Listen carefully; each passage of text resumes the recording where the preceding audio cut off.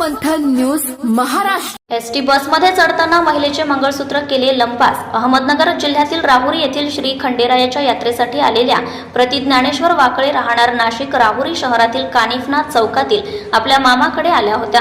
राहुरी बस स्थानकात एसटी बसमध्ये चढत असताना कोणीतरी अज्ञात भामट्याने मणिमंगळसूत्र लंपास केल्याची घटना घडली आहे।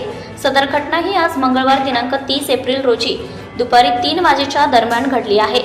घटना घडताच घटनेच्या ठिकाणी पोलीस निरीक्षक संजय ठेंगे, सूरज गायकवाड, राहुल यादव यांच्यासह तत्काळ बस स्थानकात येऊन बस राहुरी पोलीस ठाण्यात आणण्यात आली।